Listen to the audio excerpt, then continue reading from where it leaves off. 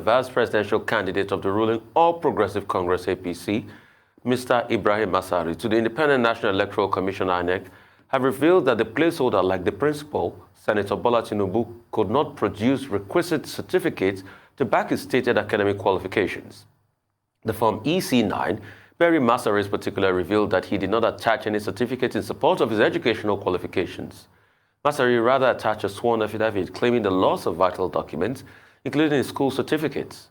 However, Imo State Governor Hope Uzodinma said the certificate debate around his party's presidential duo is of little or no importance, stressing that Tinubu's past electoral records will suffice.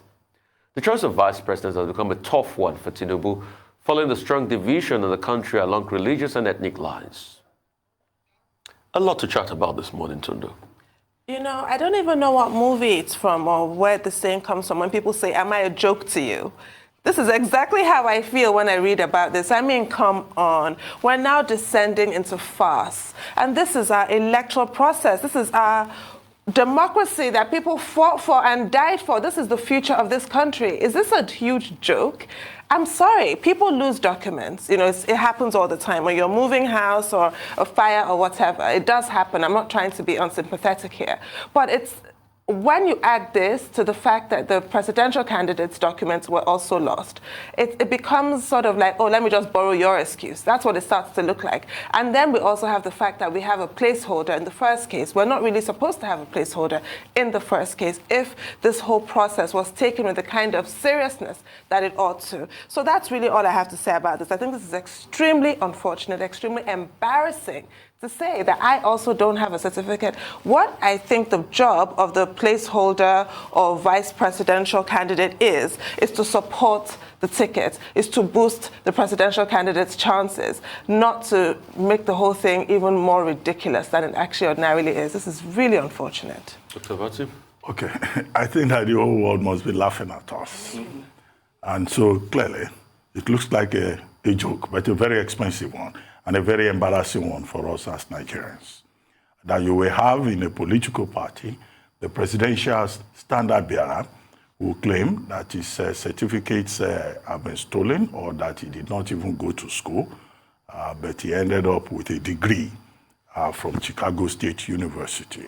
And then his placeholder, when INEC says running mate, because that's the name that has been submitted, until he withdraws or he resigns from that position, or, the law is properly followed in that regard within the time frame window that is available. Now, why is it very embarrassing? You had the standard bearer of the party, Asiwaju Bola Ahmed Tinubu, issue a certificate. You now have the placeholder, Mr. Masari from Katsina State, also saying he too cannot trace his certificates. He submitted an affidavit. Now, this was the same issue with this same APC in the 2019-2015 general election. Let it be said that the All Progressives Congress is projecting itself as a party of certificateless people. And the fact that this is associated with the highest office in the land makes it scandalous. In this country, for you to be a lawyer, you must be properly qualified, right?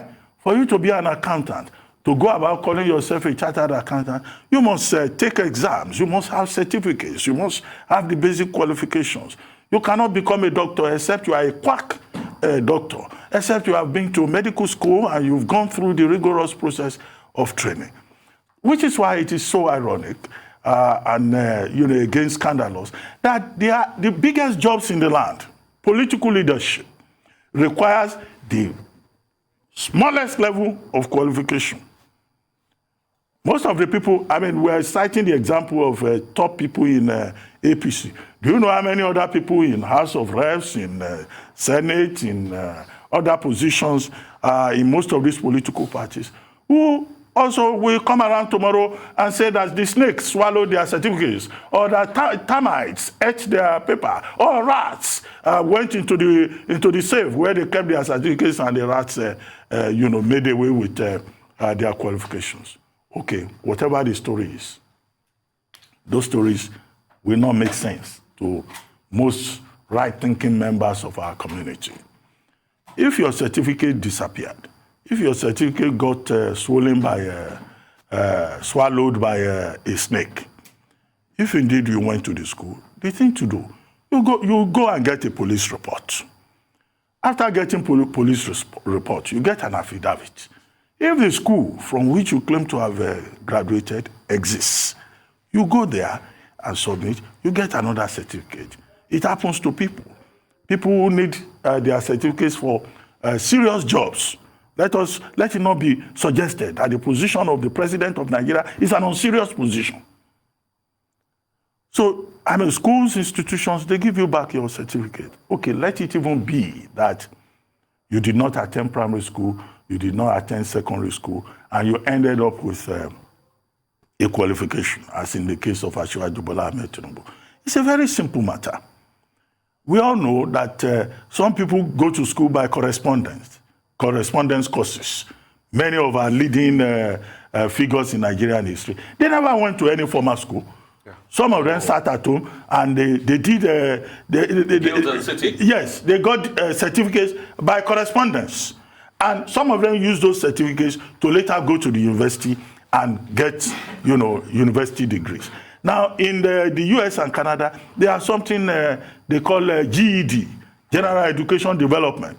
Now, with GED, you may not have gone to school. These are structures they put in place. Then you go enroll. You take 4 subjects, and then you can be certified after passing those 4 subjects as someone who has the requisite educational skills to go beyond secondary school. And you can use that to seek further admission. Now, it's nothing to be ashamed about. We're not all equally circumstanced in life. Some people, by circumstances of birth, it's not every parent that can send their children to Ivy League schools, right? And it's not everybody that will be as brilliant as a present company. So some people, get to the top, the way of the tortoise, one step at a time. They attempt and fail, trial and error. But even if it's the GED you have, bring it. Because you can't end up in the university without having any qualification at all. I don't imagine that they just go and pick people on the streets and say, come and take a degree. There must be some qualifications, which must be disclosed. So these are the issues here, and I think that, look, it's very embarrassing. In a country of over 200 million people, for crying out loud, Nigeria has the largest number of immigrants with PhDs in the United States. And the people who stay in the US, they will hear that to become president of Nigeria, people are giving excuses. Come on, school start. Mm-hmm. And as you have seen previously, I hope WAEC is not standing by to come and produce attestation and say, we think this person has qualifications for this thing. No, we don't want to hear about attestation. We want to see proper document. Finally, Hope Uzodinma, the governor of Imo State, he has turned around in one report to blame INEC. He says INEC is the problem. How is INEC the problem? If you hear the kind of asinine, explanation that he has offered, he says if INEC had a functional server, then these persons who have held positions before, they will have no need to submit any certificate. The INEC should have records of Bola and Tinubu's qualifications in his server. A whole governor, a former senator, what the hell is going on here? I sympathize with the people of Imo State. Let me end it on that note. Hey. What all of this reminds me of is a 2003 comedy, movie, or film, anyone you want, starring Osita Iheme and Chinedu Ikezieze. Chinedu is a very good friend of mine and a huge fan of this show, called Aki na Ukwa. The story and the adventures of Aki and Popo. That's what politics in this country have become. And it's very sad. In fact, words fail me. For the very first time, I don't have words to enunciate my thought process. Words fail me for the very first time in a long time. I think it was Ludacris, the American rapper, that sang, "How low can you go? How low can you go? How low can you go?" And I think that's the question we're asking in Nigeria now. How low can we go as a nation? How low can we go as a nation with this Aki and Popo-esque kind of joke? People come into our face and tell us all sorts of pantomime, rubbish. We all know if you allege you went to a school, the schools are still there. Let's write the school and they should reproduce the certificate as claimed before. GCI Ibadan is still there.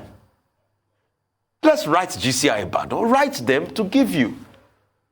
Because you stated that in 1999. Write the other St. Paul School or a lawyer. For the man that said he doesn't even have anything at all, we should press him further.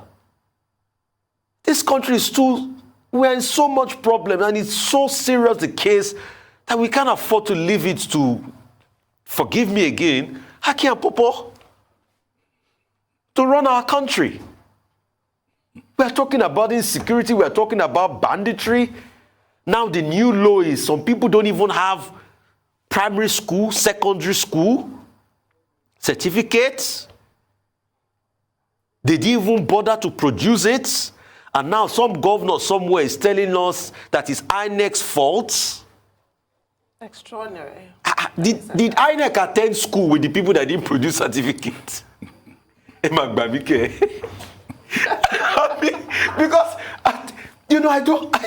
I don't know what is happening in this country. It is. It is our dakirik. I'm like, I don't even know. I'm sure this will even make Baba Salah laugh. And yet you have serious problems in Nigeria. And people can't produce their certificates and we're defending. It's not a big deal. Do you know that since this report, some people have been calling me that, am I interested in the presidency of Nigeria? I said, no, the time frame for the process has passed. But one thing you can be sure of is that I have certificates. Oh, yes. I don't have to look for my certificate. You have certificates. Several certificates. Thank you very much. And people that went to school with you are here. We know them. Just like people that went to school with all of us, they know us.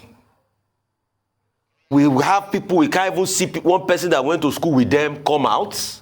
No, but I like the point your friends are making, because if those of you who know where your certificates are didn't throw their hats in the ring, then this is what we're left with. Moving on to the next story. The immediate past Chief Justice of Nigeria, Ibrahim Mohammed, is expected to get a severance package of 2.5 billion from the federal government.